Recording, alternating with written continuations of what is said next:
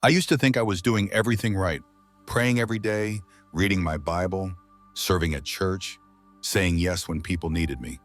But there was this strange heaviness I couldn't shake, like I was walking through fog. My prayers felt flat, my peace was fragile, and I kept wondering why God felt so distant when I was trying so hard to stay close to Him. It wasn't until I stumbled across a verse I'd read 100 times before that something finally broke open. Proverbs 26 verse 11, as a dog returns to its vomit, so fools repeat their folly. I remember sitting there stunned, not because it was new, but because it was true. I was repeating things, the same conversations that drained me, the same compromises that left me feeling hollow, the same relationships that pulled me away from clarity instead of toward it. And I kept going back, convinced that this time it would be different. But God doesn't mince words. He calls it foolishness.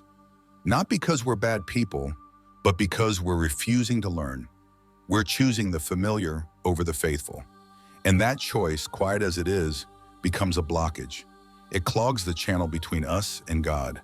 It dulls our discernment. It steals our peace.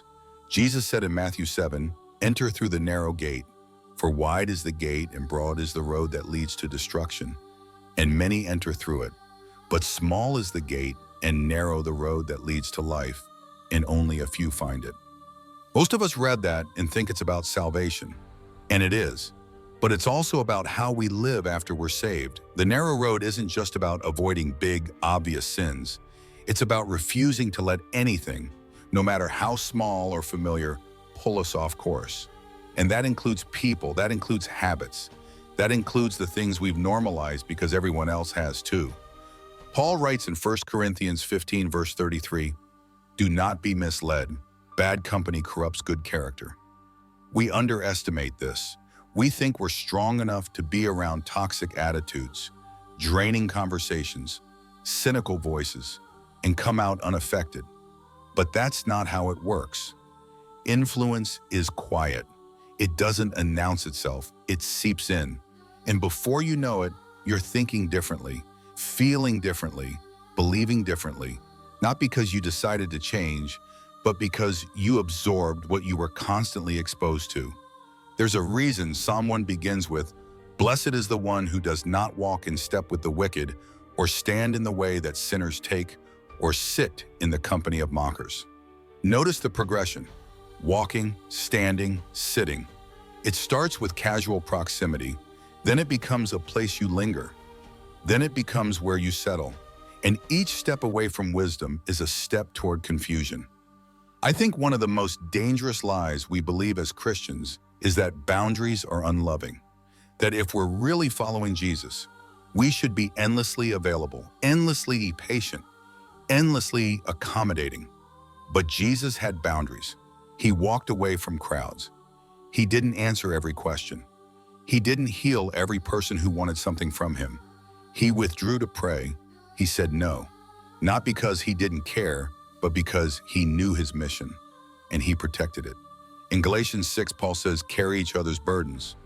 But just a few verses later, he says, "Each one should carry their own load." That's not a contradiction. That's wisdom.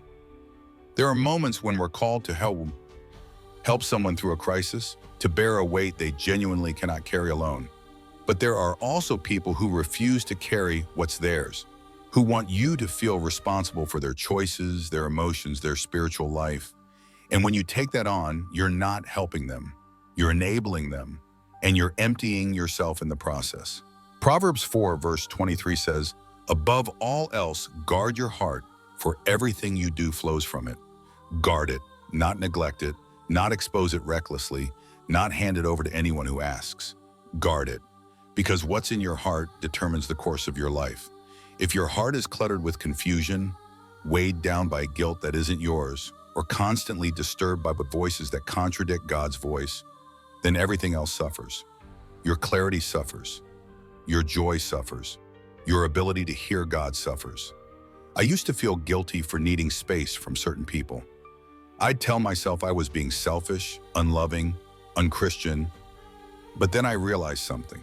Jesus loved everyone, but he didn't have the same level of access with everyone. He had the crowds, he had the 70, he had the 12, he had the 3, and he had John, the one he was closest to. That wasn't favoritism, that was stewardship. He knew that intimacy requires trust, and trust requires character. Not everyone gets the same access to your heart, your time, your energy, and that's not only okay, it's biblical. There are people in your life right now who are blocking your progress, and you know it. You feel it every time you interact with them. The conversation leaves you feeling drained, not filled, confused, not clear, anxious, not at peace. And yet you keep going back because you don't want to seem judgmental, or because you're afraid of conflict, or because you've convinced yourself that love means never creating distance. But love also means protecting what God has entrusted to you, and He's entrusted you with your own soul. Proverbs 13 verse 20 says, "Walk with the wise and become wise, for a companion of fools suffers harm." It's not complicated. Who you walk with shapes who you become. If you're constantly surrounded by people who don't honor God, don't value growth, don't pursue truth, don't expect to stay spiritually sharp, you won't. Not because you're weak, but because that's how influence works. We become like the people we spend time with. And here's what's convicting. Sometimes the person blocking you isn't someone else. It's you. It's the version of yourself you keep going back to. The old patterns, the old mindset, the old way of coping, reacting, hiding. Ephesians 4 says, "Put off your old self, which is being corrupted by its deceitful desires, and put on the new self, created to be like God in true righteousness and holiness." That's active. That's a choice, and it's a choice you have to make over and over again, sometimes daily, sometimes hourly. I think about the Israelites in the wilderness. God delivered them from Egypt with signs and wonders, parted the Red Sea, provided manna from heaven. And yet, over and over, they wanted to go back to slavery, back to Egypt. Not because Egypt was better, but because it was familiar. And comfort, even toxic comfort, can feel safer than the unknown obedience God is calling us toward. But God didn't let them go back. He made them wander until that generation passed, because He knew that some things, some mindsets, some attachments have to die before you can enter what He's promised. Maybe that's where you are right now, standing at the edge of something new, something God has been preparing you for, but you keep looking back, keep returning to the same people, same habits, same thoughts that God has already told you to leave behind. And the longer you linger, the longer you stay stuck. Not because God is withholding something, but because you're not fully releasing what needs to go. 2 Corinthians 6 asks, "What fellowship can light have with darkness?" And then it says, "Come out from them and be separate." That doesn't mean isolate yourself from everyone who doesn't believe exactly what you believe. It means stop partnering with what opposes God's purpose in your life. Stop giving weight to voices that contradict His voice. Stop allowing relationships that pull you down to define your identity or dictate your peace. There's a freedom that comes when you finally stop trying to manage everyone's opinion of you. When you stop contorting yourself to fit into spaces God never called you to occupy. When you realize that obedience to God will sometimes look like disobedience to people. And that's okay, because you're not here to please people. You're here to please God. And His approval is the only one that carries you into eternity. Romans 12 says, "Do not conform to the pattern of this world, but be transformed by the renewing of your mind." Transformation requires separation, not isolation, but distinction. You can't be transformed by what you refuse to step away from. You can't renew your mind if you keep feeding it the same old narratives. At some point, you have to make the hard call. You have to say no. You have to create distance. You have to guard what God is building in you, even if other people don't understand. And here's the hope. When you remove what's blocking you, you make room for what God wants to fill you with. Clarity, peace, purpose, joy that isn't dependent on circumstances, confidence that comes from knowing who you are in Him. You stop second-guessing every decision because you've learned to trust His voice above all others. You stop feeling guilty for boundaries because you've seen the fruit they produce. You stop shrinking yourself to make others comfortable because you've tasted the fullness of walking in obedience. God is not asking you to be harsh. He's asking you to be warm. He's not asking you to abandon people. He's asking you to steward your life well. And sometimes stewardship means stepping back. It means letting people go. It means choosing the narrow road even when it feels lonely. Because that road, as narrow as it is, leads to life. And life, real life, the kind Jesus promised, is worth protecting.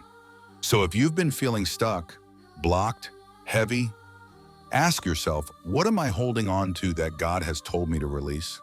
Who am I allowing to speak into my life that shouldn't have that access? What pattern am I repeating that He's already called foolish? And then, with courage and trust, let it go. Not because you're giving up, but because you're making space. Space for God to move. Space for clarity to return. Space for the peace that surpasses understanding to settle in your soul once again. You were not created to live in fog. You were created for clarity, purpose, and intimacy with the God who knows you fully and loves you completely. But you have to protect that. You have to guard it. And sometimes guarding it means walking away from what everyone else thinks you should hold on to. Trust Him in that. He's never once led you wrong, and He's not about to start now.